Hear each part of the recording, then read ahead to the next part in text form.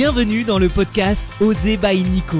Nico c'est moi, oser c'est mon mantra. Un podcast pour passer à l'action, sortir de sa zone de confort, oser voir grand, oser vibrer. Et si on allait à la rencontre de personnes qui brillent dans leur unicité? Est-ce que t'es prêt? Eh ben écoute, c'est parti. Aujourd'hui j'accueille Martin Petit. Martin est un jeune homme de 30 ans qui a vu sa vie basculer en 2017. Grand sportif, une vie toute tracée l'attendait, avant qu'il ne se retrouve tétraplégique à la suite d'un plongeon sur une plage en été. Que s'est-il passé? Comment Martin a-t-il vécu l'annonce qu'il ne remarchera plus jamais? Comment a-t-il repris goût à la vie, revu ses objectifs et changé ses perceptions au monde? Lorsque l'on peut croire que la vie est acquise, Martin nous montre qu'elle peut prendre un tournant à tout moment et pas forcément celui qu'on attend. Martin nous parle d'amour de soi, de résilience, d'acceptation et de tout ce qui fait aujourd'hui sa force. À toi qui m'écoutes, n'oublie pas que dès aujourd'hui tu peux oser, tu peux avancer, tu peux créer la vie de tes rêves. Bon épisode. Salut Martin. Salut Nico. Comment vas-tu? Eh ben écoute, ça va très bien et toi? Mais ouais, je suis content d'être là. C'est vrai qu'on avait déjà fait une interview il y a 1 an et demi. Et puis l'interview, je l'avais pas sortie. Et comme je te disais là juste avant, je l'ai pas réécouté, je ne sais pas. Moi, mon podcast a évolué, toi, t'as évolué. Donc je trouve que c'est intéressant de refaire quelque chose à jour. Parce que je pense qu'on est en constante évolution tout le temps, en fait, dans la vie. Exactement. Ouais. Toi, est-ce que tu peux te présenter en une phrase? En une phrase, donc moi je m'appelle Martin Petit. Ouais. Je suis en fauteuil roulant à la suite d'un accident depuis 5 ans maintenant. Ouais. Voilà, et je suis créateur de contenu sur les réseaux sociaux. Ok, super. Bon, on va voir comment tu es arrivé à devenir créateur de contenu avec un handicap. C'est pas courant. On a tendance peut-être à voir les gens qui sont à moitié à poil, qui voyagent dans le monde entier. Finalement, on peut être créateur de contenu avec différents contenus, justement, et C'est ça. apporter du sens. Voilà, et un message à faire passer. Ouais. Toi, comment t'étais avant ton accident? C'était quoi T'as eu un accident en 2017. Qui était le Martin Petit d'avant? Le Martin Petit d'avant, c'était quelqu'un de très sportif déjà, très avide de sport. Je vivais sur la Côte d'Azur parce que à la base je suis originaire de Tours. Ouais. Et je suis parti vivre donc du côté de Cannes, à Golfe-Juan. Et je faisais mes études à Nice, donc je prenais le train le matin tôt pour aller à l'IAE où je faisais mes études. Donc c'est l'équivalent d'une école de commerce, mais c'est dans le public, on va dire, c'est à l'université. Et donc j'étais parti en master en management du sport.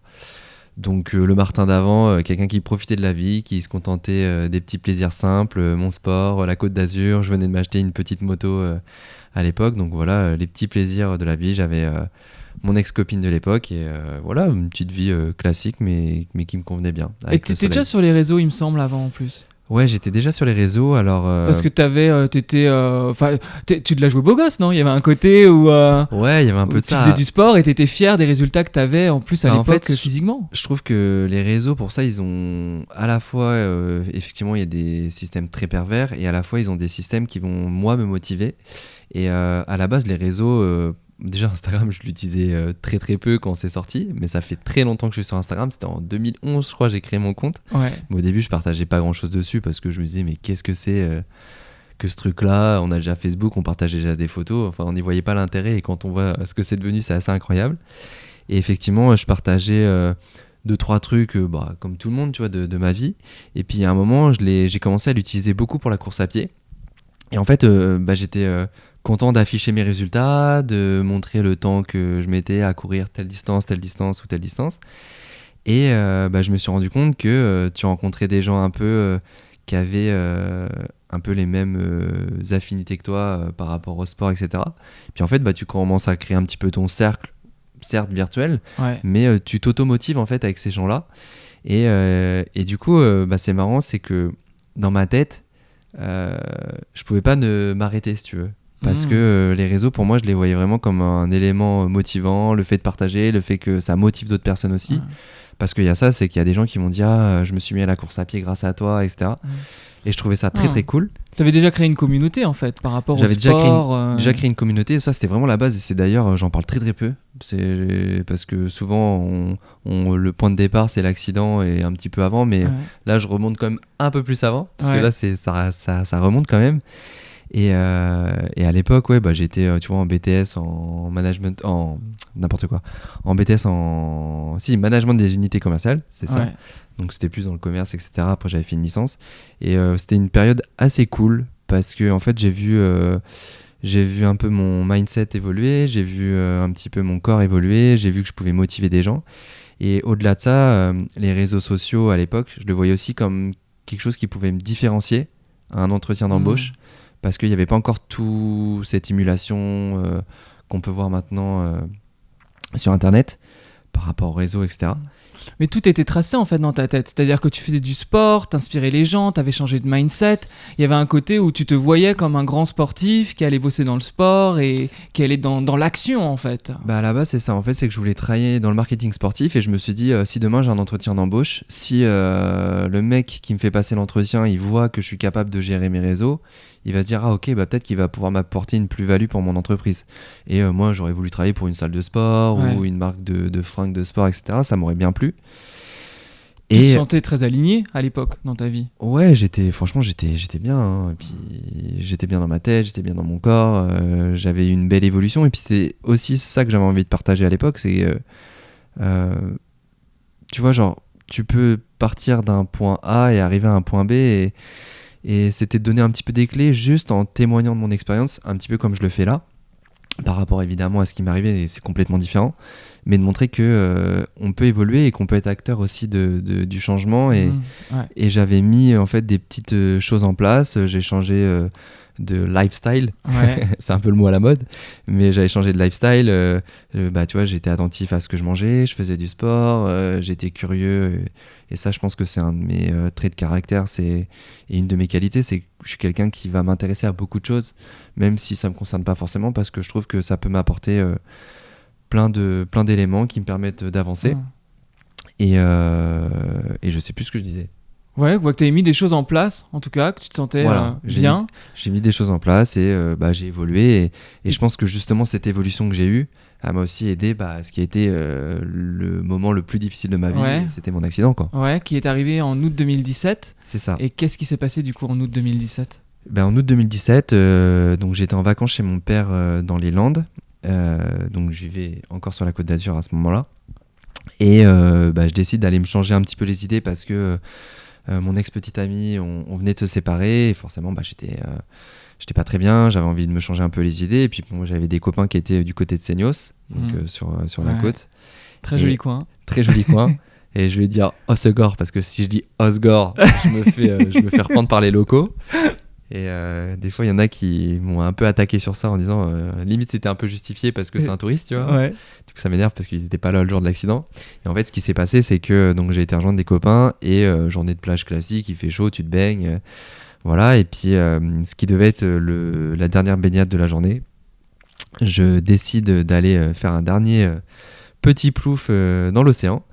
Et là où je me suis fait avoir, et en tout cas je me l'explique comme ça, c'est que 50 mètres plus loin, 1 heure avant, si tu veux, il y avait un peu de profondeur. Ouais.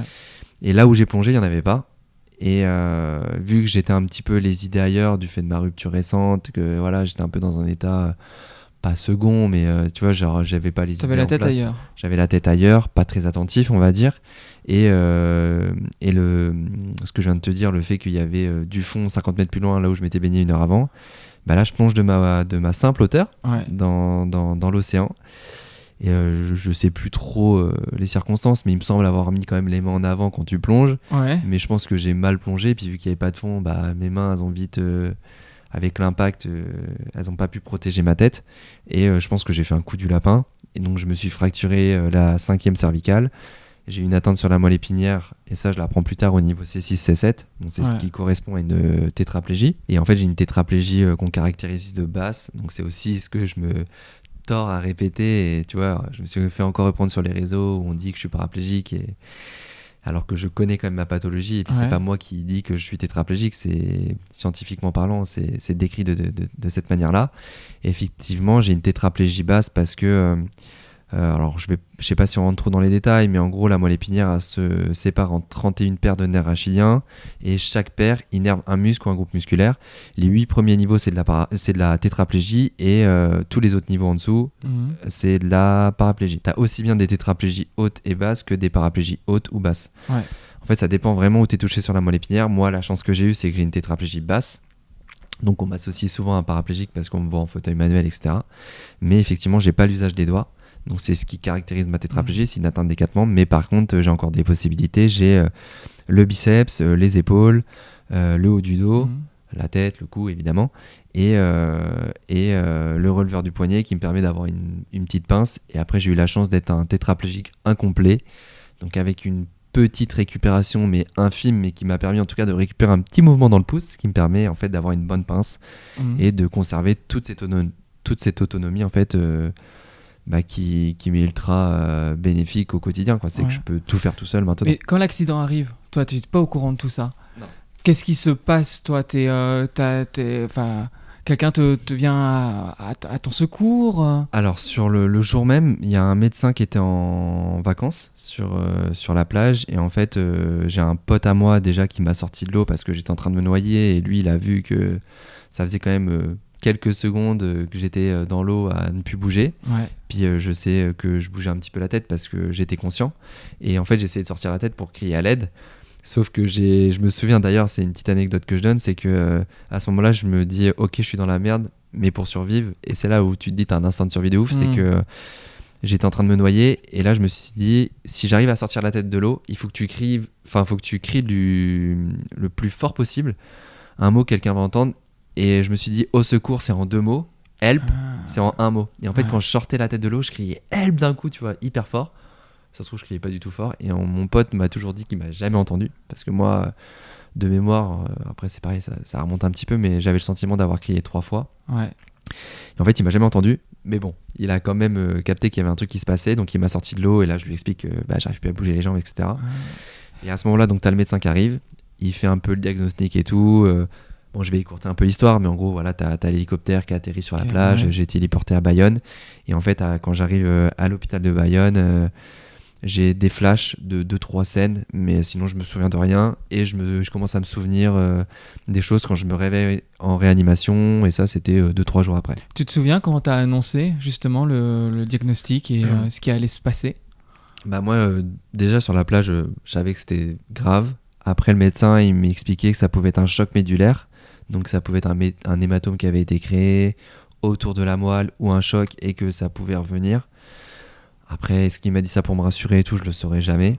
Parce que d'ailleurs, j'en avais parlé dans l'émission Ça commence aujourd'hui. Ouais. Oui, parce que à la base, on peut le dire, je travaille pour cette émission, et je t'avais invité sur le plateau avec Faustine Bollard pour parler de ton parcours. Et je parlais de ce médecin, je crois il s'appelait Pierre, et je l'ai jamais retrouvé. Et ça serait un truc, je pense, qui pourrait même m'intéresser, c'est de retomber sur cette personne, et ça te permet de refaire un peu le puzzle dans ta tête. Ouais. Et je suis même souvent assez heureux parce que du coup maintenant j'ai une forme de visibilité sur les réseaux, et du coup j'ai retrouvé des gens qui étaient là aussi le jour de l'accident, et en fait je dirais pas que c'est génial parce que c'était le pire moment de ma vie, mais en tout cas c'est cool de pouvoir se refaire un petit peu le puzzle grâce aux informations que les gens vont te donner. Et je sais pas, je trouve que dans le cheminement, dans l'aspect un peu thérapeutique de la chose, je trouve ça hyper sympa. Là, quand tu as recommencé, quand tu étais à l'hôpital, que tu as su ce qu'il en était, toi, dans ta tête, c'était quoi? C'était la fin du monde? C'était, il y avait quoi? Un côté combattant, ou au contraire, c'est plus possible, on arrête tout? Qu'est-ce qui s'est passé dans ta tête? Alors, c'est aussi souvent ce que je répète. Il n'y a pas eu de... En fait, c'était un mélange d'émotions. À la fois il y avait ce côté très guerrier, combattant comme tu dis, d'ailleurs Martin ça veut dire guerrier en latin je crois. Ok. Ou l'étymologie je sais plus exactement, et donc ça c'est rigolo, je le dis jamais ça aussi. C'est important de se valoriser. mais du coup il y avait ce côté très ok, genre il m'arrive un truc de ouf, ça va être compliqué mais je vais me battre, tu vois. Et déjà, parce que tu avais ce mindset en plus à la base, dans le sens que tu avais réussi à montrer que tu pouvais être sportif, à changer ton corps, tu avais travaillé ton mindset, tu inspirais les gens, donc je pense que tu avais gardé ce côté presque naturel chez toi de je vais dépasser là, c'est parce ça. que tu savais pas si tu allais remarcher ou pas, tu avais des doutes, ça. Exactement, et puis c'est ce qu'on disait tout à l'heure, en fait je pense que ce qui m'a beaucoup aidé c'est le sport avant, c'est tout ce que j'avais entrepris avant, c'est ma manière d'être à l'époque, qui m'a inévitablement aidé dans ma reconstruction par rapport à mon accident, clairement. Et je sais plus ce qu'on disait sur le... T'en disais quoi? En gros, que toi, t'étais dans la combativité. Parce que tu disais, je vais vaincre. Ah oui, voilà. Je vais vaincre. Je te parlais de mélange d'émotions. Et effectivement, j'avais ce côté très ok, je vais me battre. Mais à la fois, j'avais ce côté, c'était un peu voilà, l'ascenseur émotionnel où tu vas te battre. Mais à la fois, genre, t'es au fond du trou, quoi. Genre, il t'arrive un truc, tu te dis, mais ça m'arrive à moi. Jamais je vais pouvoir reprendre le contrôle de ma vie. Tu vois tous les problèmes associés à ta paralysie et ça c'est aussi ce que j'essaie de faire sur les réseaux, c'est sensibiliser. C'est que t'as la paralysie en elle-même, mais t'as tous les troubles associés en fait qui vont venir vraiment rendre le quotidien très compliqué. Et des fois les gens vont voir un côté très un peu sur les réseaux où tu vas valoriser les choses, tu vas montrer tes victoires, tu vas rendre les choses belles. Mais il y a quand même un quotidien qui est lourd, tu vois. Il y a un quotidien qui est lourd, mais même ce quotidien lourd, j'arrive à le transcender et en faire quelque chose de peut-être un plus beau. Et c'est peut-être aussi ça qui donne encore plus de beauté, c'est que dans la difficulté, tu arrives à le magnifier, entre guillemets. Il t'a fallu combien de temps pour commencer à reprendre, je sais pas, un quotidien pour déjà la rééducation? Il t'a fallu combien de temps pour revenir chez toi ou retrouver un chez toi? Ça a été très long, j'ai mis... déjà, je suis resté 1 an. Un an à l'hôpital? Je suis resté en fait 1 mois à l'hôpital. Ouais. Et après, en centre de rééducation, je suis resté 10 mois. Donc, 10 mois. Je suis resté 11 mois. C'est quoi? C'est des hauts, des bas? Alors moi, mon expérience, c'est que je suis tétra incomplet. Donc les tétras incomplets ont des chances de récupération. Donc je me suis un peu attaché à cette idée-là. Et puis, comme dans Encore Malade, d'ailleurs, dont j'ai regardé le film il y a 2 jours, 3 jours, qui m'a rappelé pas forcément des bons souvenirs, mais il est très bien fait d'ailleurs ce film. Et je commence à bouger le doigt de pied, tu vois. Je commence à bouger le doigt de pied, j'arrive à contracter un petit peu la cuisse.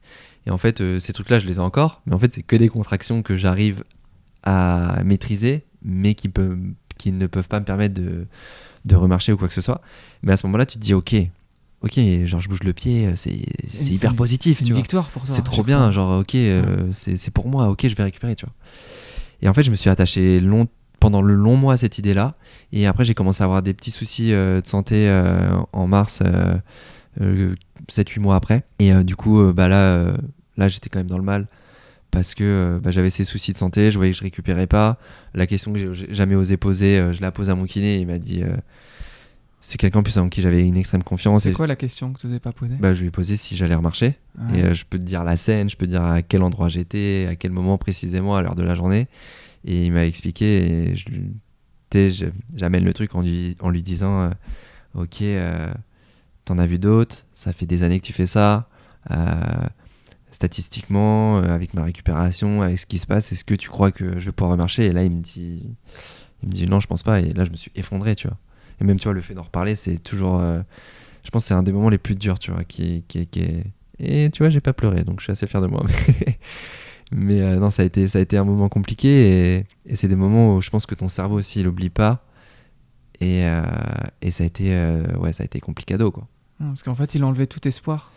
Il a enlevé tout espoir, et puis c'est ce moment-là où tu te dis, ok, là, il va falloir avancer avec ça. Et du coup, comment tu composes avec ce nouveau corps, comment tu composes avec cette réadaptation à la vie. Et comme tu dis, il m'a fallu 1 an en centre de rééducation, mais après il y a aussi la violence de retourner dans un quotidien qui est pas forcément adapté, que ça soit l'accessibilité, que ça soit le regard des gens. Alors ça, pareil, t'apprends à t'en détacher avec le temps. T'apprends aussi étonnamment à gagner en confiance, parce que voilà, j'avais, comme tu dis, peut-être ce mindset où je me dis il faut que je sorte de ma zone de confort et il faut pas que je me laisse écraser par les autres, parce que sinon je vais me faire bouffer. Et tu gagnes en confiance, et c'est assez paradoxal, mais j'ai plus confiance en moi maintenant, depuis que je suis en fauteuil roulant, qu'avant. Parce qu'en fait, j'ai dû tellement me faire violence de m'imposer vis-à-vis des gens que je me rends compte que je peux être vraiment acteur dans ma manière d'interagir avec eux. Et c'est moi en fait qui vais donner le change, tu vois. Tu vois, je vais pas... c'est pas parce que je fais 1m30 et que je suis plus bas, et ce qui a été compliqué au début, où tu as ce sentiment un petit peu de supériorité des autres, peut-être même de manière inconsciente, etc. Je me suis dit, ok, il va falloir que je m'impose d'une autre manière. Parce qu'avant, ma manière de m'imposer, c'était mon physique, 1m80, 75 kg du muscle. C'était le charisme induit par ton physique. Ouais. Et là, bah, mon charisme, je sais qu'il est induit par autre chose. C'est dans ma manière de communiquer, dans ma manière de parler, dans ma manière d'interagir avec les gens. Et il faut que je m'impose différemment.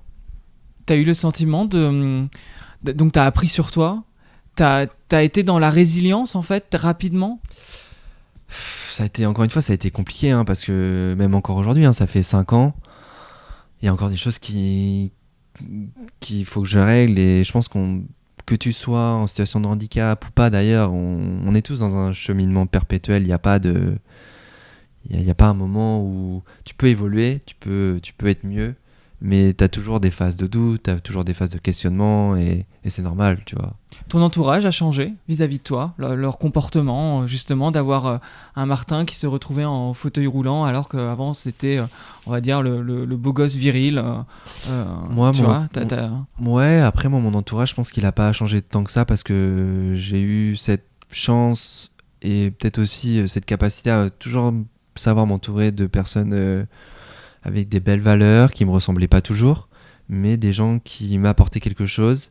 Et moi, mon entourage, il a pas changé. Et je pense que, au contraire, il y a des gens qui perdent dans ce genre d'accident beaucoup de monde autour d'eux. Au contraire, moi, je pense que ça a solidifié mes liens avec tous les gens dont je suis le plus proche. Et je pense qu'il y a une forme d'admiration, au contraire, de ces gens-là. Et c'est pas pour me valoriser, mais je le vois. Et c'est ce qui est assez rigolo. Et même, tu vois, depuis que je suis en fauteuil, je trouve que les adultes, pourtant, tu vois, ça me fait penser d'ailleurs à un truc. Tu vois, ça me fait penser à plein de choses. J'ai une anecdote, tu vois, la dernière fois, on regardait un petit peu mes courriers que j'avais reçus, ou des lettres que j'avais reçues avec ma copine. Et la dernière fois, ça me fait penser à ça. C'est que j'avais des collègues, tu vois, quand je bossais chez Darty, dont une avec qui je suis resté en contact, Audrey. Et elle me disait, c'est marrant, c'est que t'avais toujours un peu un discours avancé, où il se foutait un petit peu de ma gueule. Tu vois, genre en mode, pas ingénu, mais en mode, tu sais, la vie c'est ci, la vie c'est ça, tu vois, genre.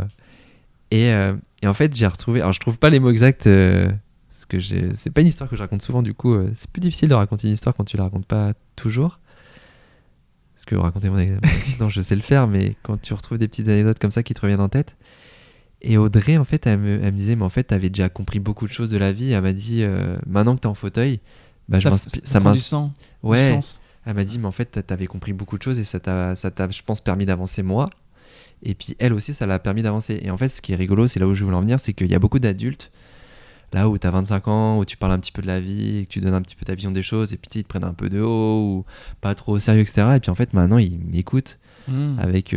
moi, quand je parle, des fois, et c'est même perturbant, parce que des fois, j'ai l'impression de monopoliser la parole, et j'ai pas forcément envie de le faire. Ouais. Mais des fois, j'ai encore des images ou des moments en tête qui me viennent. Quand je parle, les gens se taisent et m'écoutent. Et j'ai même des potes qui m'ont dit, mais c'est marrant quand tu parles, tu captes l'auditoire, l'attention. Et alors en privé, j'y arrive. Par contre, tu vois, ce qui est ma difficulté pour moi, c'est de le faire en public. Tu vois, genre quand je vais avoir une audience de 200-300 personnes en face de moi, je me dis, quelle est ma légitimité? T'as toujours le syndrome de l'imposteur. Est-ce que les choses ont changé pour toi? T'as commencé du coup à continuer en fait ton Instagram, mais avec une communication très différente. Ah bah, t'as très vite parlé d'ailleurs sur ton Insta de l'accident, c'est quelque chose qui n'a pas été caché, et en fait t'as continué à alimenter, mais très différemment. Tu t'es dit, toi Instagram, les réseaux, c'était terminé pour toi, ou tu t'es dit que bah, t'allais continuer et tu verrais ce que ça donnera, avec cette idée d'avoir toujours envie de communiquer et de faire passer un message? C'était toujours présent chez toi? Ça a toujours été présent, et puis au-delà de ça, ça a été très thérapeutique. Parce que pareil, c'est ce que je répète tout le temps, mais j'ai eu beaucoup de soutien, de messages de gens qui n'étaient pas forcément d'ailleurs concernés par le handicap. C'est galvanisant que les gens, enfin tu vois, le fait de partager ta motivation, les gens te motivent de leur côté, toi tu te motives à regarder ce qu'ils font, etc. Et en fait, je trouve qu'il y a un super cercle vertueux qui peut se créer.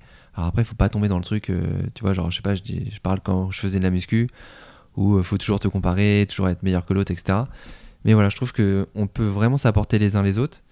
Mais ton message a changé en fait aujourd'hui. Et mon message a changé, mais je pense que je suis toujours un petit peu dans cette optique-là où déjà, ce que je te disais, c'était très thérapeutique, parce que j'ai reçu du soutien de gens par centaines, par milliers. Du coup, ça te donne de l'énergie. Et au-delà de ça, pareil, j'ai rencontré des personnes qui ont eu le même accident que moi ou qui sont passées par des difficultés similaires et qui m'ont apporté finalement beaucoup de réponses à des questions que je me posais. Le fait d'être en fauteuil, le fait de se projeter, tu te projettes pas trop au début, tu sais pas trop où tu vas. Mais justement, projeter dans quoi? Dans ta vie de personne en fauteuil, j'avais besoin d'exemples en fait pour avancer, pour comment je vais vivre chez moi, à quoi ça va ressembler chez moi. Moi, je me suis dit, mais ça va être un univers qui va être tout médicalisé, je vais pas avoir de métier, j'ai une inutilité sociale, je vais rester devant la télé toute la journée. Je me faisais vraiment une image qui était complètement erronée du handicap. Et c'est aussi ça qui est important maintenant, c'est de la manière dont je le partage, c'est aussi montrer que, tu vois, je suis en fauteuil, mais en fait, je fais 1000 trucs. Genre, je fais beaucoup de choses dans ma vie. Comme quoi, t'aurais imaginé tout ça?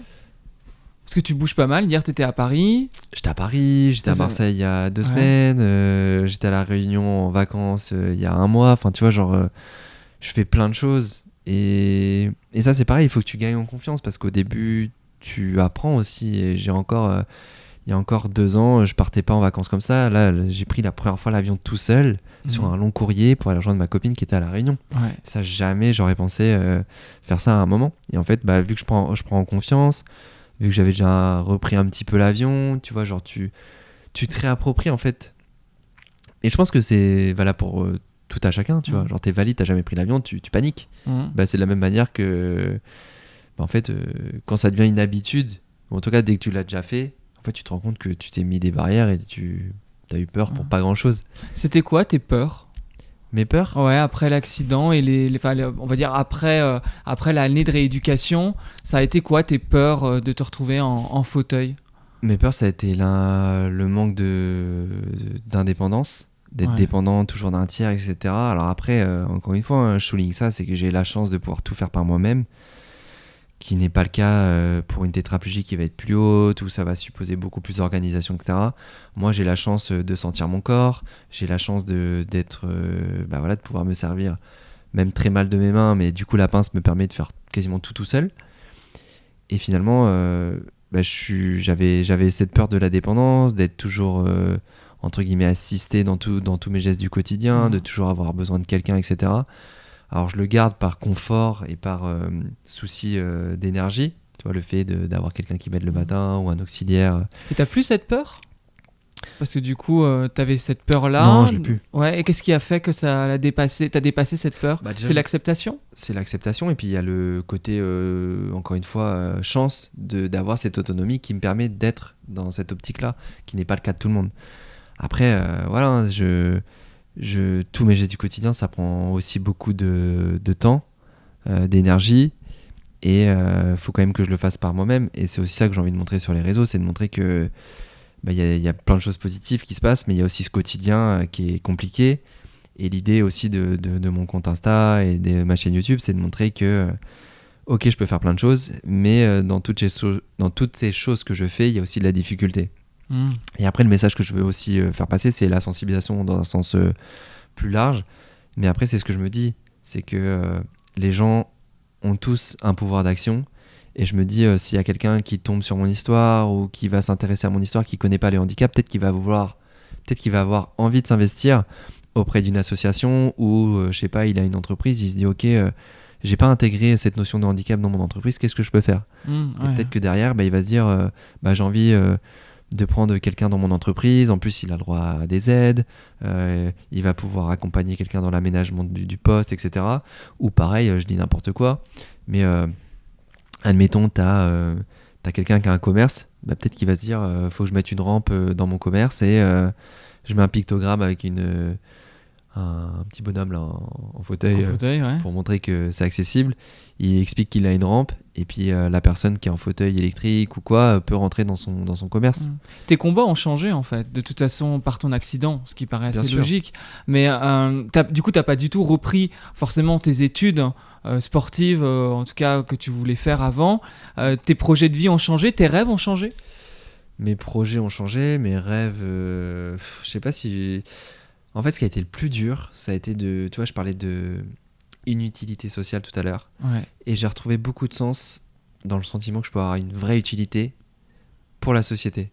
Parce qu'en fait, je trouve que mon combat, À la fois, il est cool pour moi parce que je trouve mes intérêts qui sont de l'ordre de évoluer en tant qu'être humain, financièrement parlant, parce que les réseaux sociaux me permettent maintenant d'en vivre. Mais il y a ce côté aussi très... faut que ça ait du sens, tu vois. Et c'est aussi pour ça que je suis hyper attentif sur la manière dont je communique sur les réseaux, et ça s'apprend, parce que j'ai pas envie de biaiser le message, parce que pour moi, mon combat, il est plus grand que moi, en fait. Dans le sens où je partage un quotidien qui est le mien, mais qui est partagé par beaucoup de personnes, et j'ai envie, en fait, que la société évolue pour aider les gens dans ma situation. Tu vois ce que je veux dire ? Et c'est pour ça que j'ai envie de toucher le maximum de personnes, parce que chacun à son échelle a un pouvoir d'action, encore une fois. Aujourd'hui, ton quotidien, c'est le créateur de contenu. Ouais. Ça se passe comment ? C'est très spontané. En fait, je suis pas quelqu'un qui va être dans le calcul. Il y a des choses où il faut être attentif, ou stratégiquement, tu te dis il faudrait que je poste à telle heure. Enfin voilà, il y a beaucoup de choses que tu peux mettre en place, etc. Tu fais du sponsoring avec des marques, des collaborations avec des marques. Voilà, après j'ai aussi un éveil par rapport à ça, c'est qu'il y a de la discrimination positive. Je suis un des premiers, enfin il y en a d'autres, mais avec une visibilité comme la mienne, il n'y en a pas beaucoup. Et je sais qu'il y a une discrimination positive par rapport aux gens en fauteuil, par rapport à la différence. On parle beaucoup de body positive, de beaucoup de choses. Et je sais que voilà, il y a un intérêt pour les marques, revaloriser, mais je trouve que le message il est cool parce que quelle que soit la manière dont le message est fait passer, s'il y a des intérêts même pour les marques derrière d'un intérêt financier. Tu vois, il y a un exemple que je donne, j'étais passé dans une émission où on parlait des poupées Barbie. Et t'avais un chroniqueur qui avait dit oui, mais du coup c'est juste pour faire de l'argent et tout. Mais en fait, les poupées Barbie où t'as la poupée qui est amputée ou la poupée qui est en fauteuil, bah, peut-être que la gamine qui a 4-5 ans, elle est contente d'avoir une poupée qui lui ressemble. Et dans sa construction, elle est intégrée à la société, tu vois. Elle est vraiment inclue dans la société. Et je trouve que, en fait, peu importe la manière dont le message il est porté, à partir du moment où ça fait du bien autour de tout ça, je trouve ça génial, en fait. Parce que bah, c'est pareil, peut-être que les grosses marques, les multinationales qui sont peut-être pas les plus... Enfin, je sais pas si on peut rentrer là-dedans, tu vois. Ça me fait penser à plein de choses. Et c'est pas ce que je dis habituellement, mais là, on a le temps de parler. Mais tu vois, les multinationales qui vont peut-être faire de l'argent dessus, etc., bah, en fait, elles ont des moyens financiers de donner de l'impulsion à la différence, à mettre en avant le handicap, à mettre en avant des causes, quelles qu'elles soient. Je parle du handicap parce que c'est celle qui me concerne, mais il y en a plein d'autres. Que ça soit le racisme, les LGBT, enfin, tout ça, en fait. Et en gros, il faut se servir de ces rouleaux compresseurs, j'appelle ça comme ça, pour galvaniser le message. Parce que ça va donner l'envie à peut-être d'autres aussi derrière de faire la même chose. T'es beaucoup plus touché par la différence aujourd'hui ? Ouais, clairement. Et en fait, mon combat, vu que j'appartiens à une minorité, mon combat, en fait, les questions que je me pose, elles sont transposables à plein d'autres personnes qui vivent des difficultés, tu vois. Et en fait, je pense que chacun a sa difficulté et c'est cool d'avoir des exemples qui nous permettent d'avancer. Et ouais, je suis plus touché... je me perds un peu dans mon esprit là. T'as le sentiment d'être plus tolérant, justement, envers les gens ? Alors ça dépend. C'est marrant que tu me poses cette question, ça dépend. C'est qu'à la fois, je suis plus tolérant, je me pose beaucoup plus de questions et je me fais... J'essaie toujours de prendre du recul sur toutes les situations. Mais à la fois, des fois, il y a des trucs où ça va m'énerver, mais j'ai pas envie de le partager parce que pour moi, j'ai pas envie de nourrir ce sentiment un peu désagréable en moi et je veux pas me faire faiseur de leçons, tu vois. C'est pas moi, tu vois. Je vais le faire en privé, mais pas en public. Est-ce qu'aujourd'hui, tu as le sentiment d'être plus heureux qu'avant, ou en tout cas, ne serait-ce que d'être heureux après le combat que tu as mené et que tu continues à mener Je pense que j'apprends à savoir profiter des plaisirs simples, qui sont pour moi les plus importants. Et mais à la fois, tu vois, genre c'est marrant et on en parlait tout à l'heure, mais un peu cette année bilan et tout. Oui, parce que évidemment, j'en parle souvent dans mes épisodes de podcast, mais souvent, je t'ai demandé un peu ta date de naissance et je t'ai fait ta numérologie, on va dire, et on a vu qu'on était dans une année potentiellement de remise en question. Ouais, c'est ça. Et tu vois, genre là, ça fait 5 ans. Et cette question, je me la pose un peu, tu vois. Je me dis, est-ce que je suis... Alors, je suis heureux, mais je me rends compte peut-être que des fois, dans ma manière de communiquer le message, et ça prouve bien qu'on change aussi dans sa manière de penser, il y a des moments où je me dis, mais en fait, le handicap, il est quand même ultra présent. Il est ultra pénalisant pour plein de choses. Et des fois, genre, je peux pas profiter de la manière dont j'aimerais profiter. Il y a une forme de frustration. Et il faut aussi que j'accepte aussi cette part de frustration. Tu vois. Et c'est ça pour moi qui est encore difficile aujourd'hui. Même à 5 ans de l'accident, c'est que, ok, il y a plein de choses qui vont, je suis pas le plus à plaindre, etc. Mais j'ai des frustrations. Bah, tu vois, genre, par exemple, je vais pas réguler la température, je vais devoir. Je sais pas, je te prends un exemple tout simple. J'étais au Maïdo à La Réunion, donc au lever de soleil. Bah, je profite pas comme tout le monde parce que bah, j'ai froid, je peux pas me mettre debout. Bon, si, j'ai la chance de me mettre debout grâce à mes spasmes, mais bah, forcément, c'est un effort parce qu'il faut que j'arrive à rester debout pour voir le coucher de soleil. Il fait froid et je peux pas prendre ma copine dans les bras comme j'aimerais. Je peux pas conduire alors qu'elle est fatiguée. Tu vois, c'est plein de petites frustrations qui font que c'est dur, tu vois, des fois. Et je pense, tu vois, je parle de ma relation de couple parce qu'il y a aussi cette frustration. Des fois, j'aimerais faire mieux, j'aimerais faire plus. Et des fois, je suis fatigué. Et en fait, ça va rajouter de la contrainte déjà au fait d'être à deux, tu vois. Et je te prends cet exemple-là, mais il est transposable à plein de choses. Dans le sport, c'est pareil.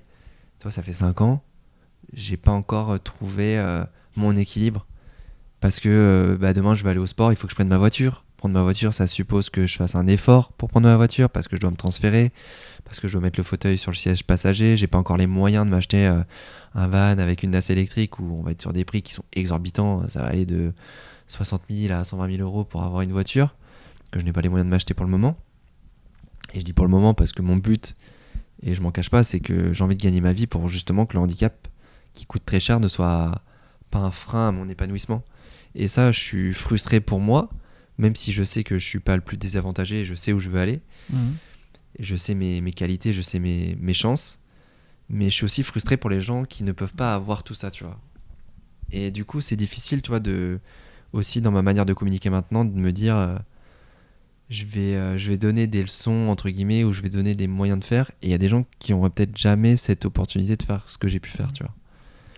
Et j'en suis désolé pour eux et j'en suis frustré pour eux, tu vois. Et ça mine parce que, tu vois, on parlait d'utilité sociale et j'ai vraiment envie d'aider le maximum de personnes. Mais après, il y a aussi ce truc où il faut aussi que je pense à moi. Et ça, des fois, j'ai le sentiment qu'il y a des gens qui comprennent pas ça. Des fois, je peux pas être sur mon téléphone H24 où la personne, au moment où elle me demande qu'elle a besoin d'aide, bah, c'est peut-être pas le moment où moi je peux lui apporter. Parce que dans ma tête, c'est le bordel, où je suis pris par le boulot, où je suis pris par plein de choses et que je peux pas allouer mon temps comme ça à tout le monde.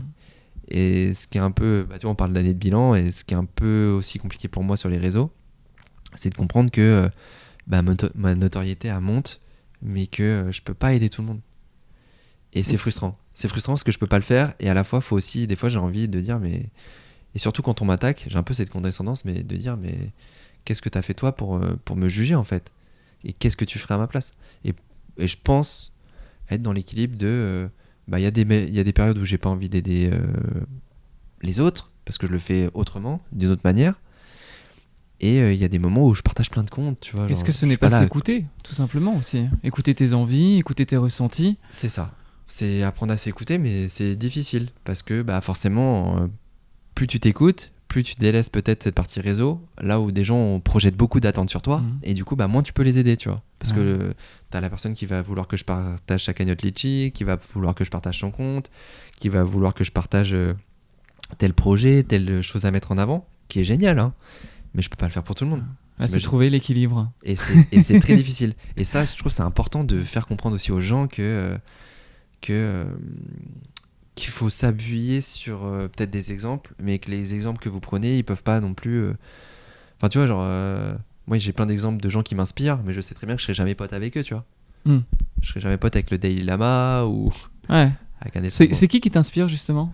Il y a beaucoup de gens. Moi, tout le monde m'inspire. Il n'y a pas un plus que l'autre. Moi, ça peut. Un exemple hein. Non, ça peut être le mec qui est hyper connu à la Nelson Mandela, qui s'est battu toute sa vie, qui a un combat à lui-même, qui a un messager à lui-même. C'est d'ailleurs Desmond Tutu qui disait ça, qui était un prix Nobel de la paix, et qui disait que le message, c'est aussi le messager, tu vois. Et qu'est-ce qu'il incarne finalement. Ouais. Ah, il y a ma chérie qui arrive. Et, Bonjour la chérie. Qui a un prénom qui s'appelle Marie, on peut le dire. Sainte Marie.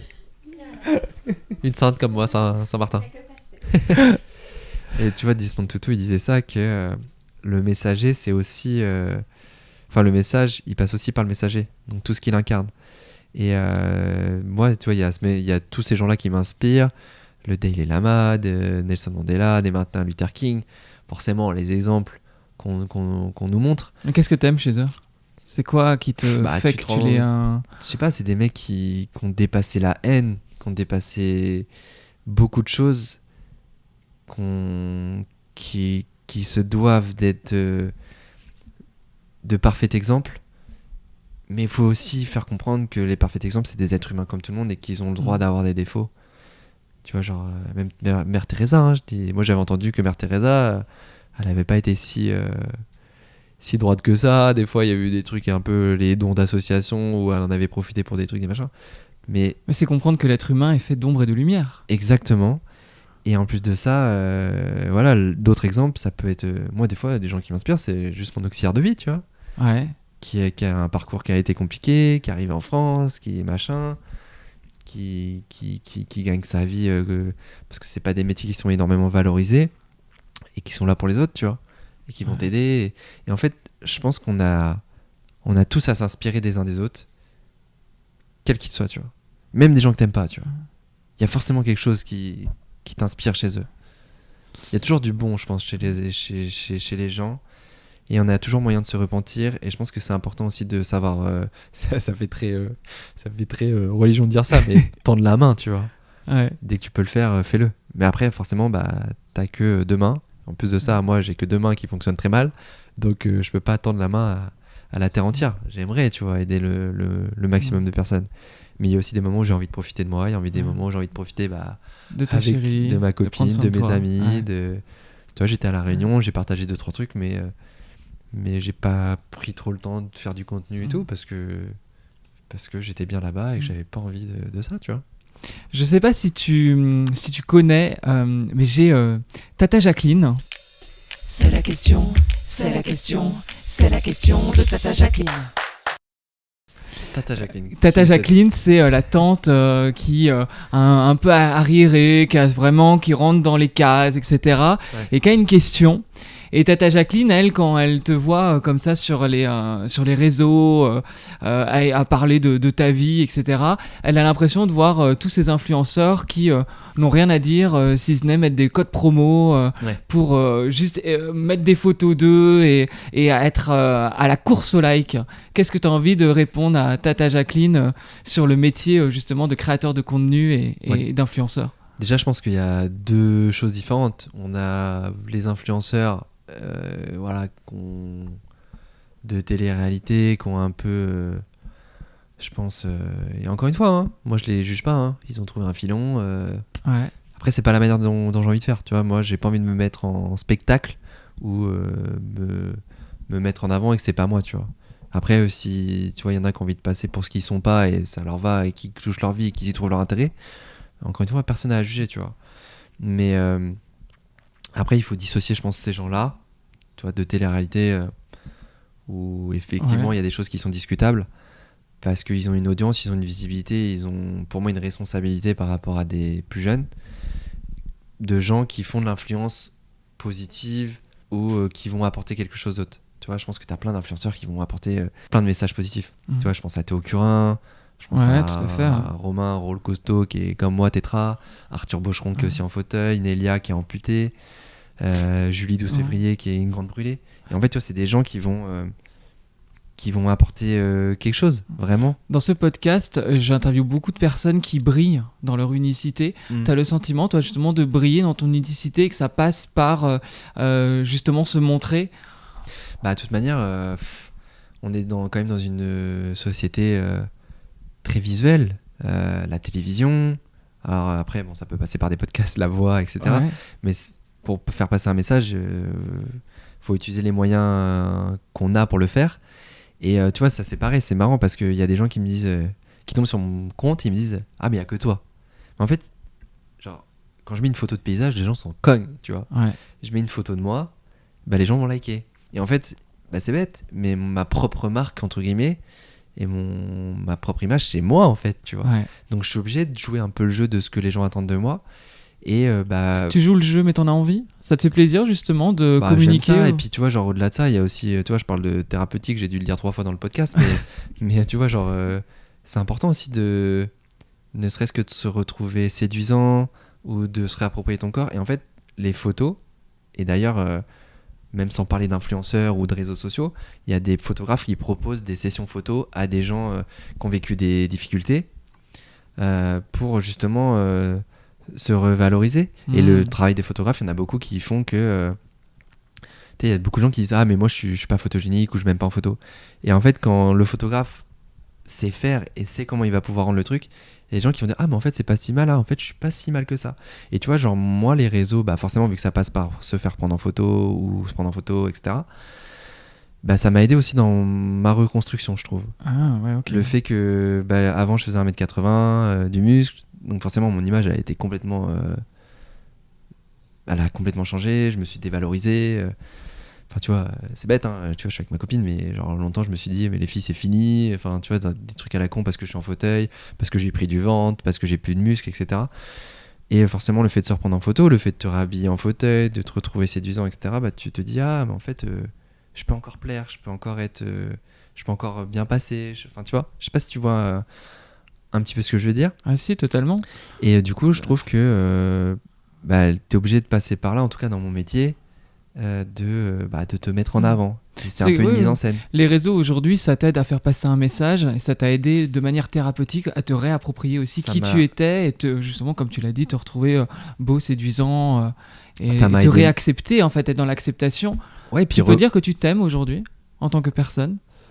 Bah, en tout cas, je fais du mieux que je peux pour... ouais, je pense que je m'aime et je pense que c'est important de le faire et c'est pas narcissique, je pense que c'est important de se valoriser, d'être fier de soi, de ses victoires, de comprendre pourquoi on a échoué à tel endroit. Et l'échec, encore une fois, c'est pas un souci en fait. Enfin, je pense que tu as beaucoup d'auto-entrepreneurs et toi tu connais ce milieu et moi j'en rencontre aussi. Des gens qui ont créé des sociétés, on s'est planté mais 1000 fois. Il y a plein de trucs, il y a des choses que j'ai lancées qui ont pas marché et j'ai perdu de l'argent et c'est pas grave, tu vois. Ouais. Parce que je vais en gagner ailleurs et que c'est comme si en fait j'avais payé une formation finalement sur quelque chose qui me rapporte pas d'argent, mais derrière ça m'aura appris à faire autrement, à prendre plus de dispositions, à être plus vigilant, à m'entourer encore mieux de personnes autour de moi. Et ça, je trouve ça hyper... Enfin, l'échec, il fait partie de la réussite. De la réussite. Et qu'est-ce que tu as osé de plus grand dans ta vie? T'as osé, mais qu'as-tu vraiment osé de plus grand? D'être ce que je suis. C'est peut-être con, mais... C'est-à-dire? Bah, j'ai accepté d'être le Martin que je suis, le Martin que j'ai envie de montrer, celui qui a une part de lumière, celui qui a une part d'ombre. Et comment je montre aussi cette part d'ombre. Et accepter que les gens me voient aussi pas comme l'idéal. Parce que t'as beaucoup de gens qui projettent en moi un idéal et quand je vais pas répondre à un peu les attentes qu'ils ont de moi, et on se dit mais en fait il a moins de valeur, tu vois. Mais en fait on a tous des défauts. T'as appris à te montrer vulnérable, à accepter la vulnérabilité chez toi? Ouais, pour moi, et puis être vulnérable, c'est pas être faible, tu vois. On a tous un moment dans notre vie, un moment où ça va être compliqué, tu vois. Et quel que soit ce que tu fais dans ta vie, tu vas faire un burn-out, tu vas avoir une rupture amoureuse, tu vas échouer là où... Et je pense qu'on a tous... Putain, je parle vite, ça me saoule. Parle bien dans le micro. Ouais, tu me fais bouger. Ouais, je vois. Mais qu'est-ce que tu conseilles à quelqu'un qui justement se sent au fond du trou, passe une étape très difficile dans sa vie, comme toi tu as vécu quelque chose de très difficile, et d'autres, parce que là tu parlais de rupture amoureuse, mais enfin ça peut vraiment être plein de choses. Qu'est-ce que tu conseilles à quelqu'un qui ne voit pas le bout du tunnel? C'est compliqué, parce qu'on est tous différents. Je pense que... Parce que, tu vois, par exemple, moi j'ai tendance à un peu me mettre dans ma grotte et attendre que ça passe. Mais c'est à mon avis pas la bonne méthode. Je pense que c'est important de s'entourer, c'est important d'en parler. Mais et c'est important. Pourquoi, toi, te mettre dans ta grotte, ça t'aide? Qu'est-ce qui se passe quand Parce que toi... je me ressens sur moi, j'ai pas envie que mes problèmes ça atteigne les autres, et je sais que je suis suffisamment fort, en tout cas mentalement, pour attendre le bon moment pour sortir de ma tanière, on va dire. Mais quand tu te recentres sur toi, comme tu l'as dit, sans parler des autres, qu'est-ce que ça fait de se recentrer sur toi, pour toi? Bah, je pense à moi, je fais ce que j'ai envie de faire, je mange le fast-food que j'ai envie de manger, je mange la nourriture que j'ai envie de prendre à ce moment-là, même si c'est gras, même si je prends 1 kilo, j'ai envie de regarder ma série, j'ai envie de prendre un livre, j'ai envie de faire un truc créatif. Hein. En fait, je pense vraiment à moi à ce moment-là. Tu t'écoutes? Je m'écoute, mais faut faire attention parce que à trop rester replié sur soi-même, des fois, je pense que ça peut être un cercle vicieux. Tu vois, je pense qu'il y a des gens qui vont justement se dévaloriser, qui vont pas sortir un petit peu vers les autres et c'est mauvais. Est-ce que les gens justement ne doivent pas essayer de trouver leur propre méthode pour réussir à se reconnecter à eux? Je pense qu'il y a ça, et puis il y a aussi tu vois, le conseil que je peux donner, et moi c'est ce qui m'a clairement aidé, c'est de trouver des exemples. D'être inspiré? De t'inspirer des autres. Et moi c'est ce que je fais au quotidien, et je pense que ce qui m'aide aussi beaucoup à avancer, c'est que je m'inspire énormément de tous les gens que je rencontre. Mais vraiment tout le monde. Tu me verrais, je moquerais moi un peu ma copine, mais je parle tout le temps. Je pose tout le temps des questions, même des trucs des fois qui me concernent pas du tout, parce que j'ai besoin de comprendre et qu'est-ce qui amène telle personne à en être là dans sa vie, et c'est hyper inspirant. Et ça, je te dis, ça peut être l'auxiliaire, ça peut être le mec qui est prix Nobel de la paix, tout le monde a quelque chose à nous inspirer. Et je pense que c'est important de s'inspirer des autres et d'être attentif à ce qui se passe autour de toi. Bah écoute, je pense que c'est bien pour terminer ce podcast. Ouais, j'ai beaucoup parlé. Hein. Non, bah oui, bah, t'es là pour ça. J'ai beaucoup parlé, mais des fois j'ai l'impression que je me perds un peu dans mes...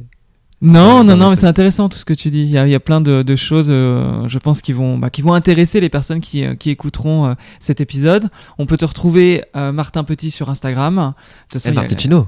Ah oui, du tout, en plus. Bah, si on tape Martin Petit, on te trouve, non? On me trouve. Je suis le premier. J'ai l'assertif et tout. El Marticino. Il y a le lien, de toute façon, en dessous dans la description. Ta chaîne YouTube également, pour voir un peu tous tes projets que tu vas développer. Et au plaisir peut-être de te réinterviewer dans 3-4 ans et de voir qu'est-ce que El Marticino aura réalisé depuis. Ok, et c'est ça.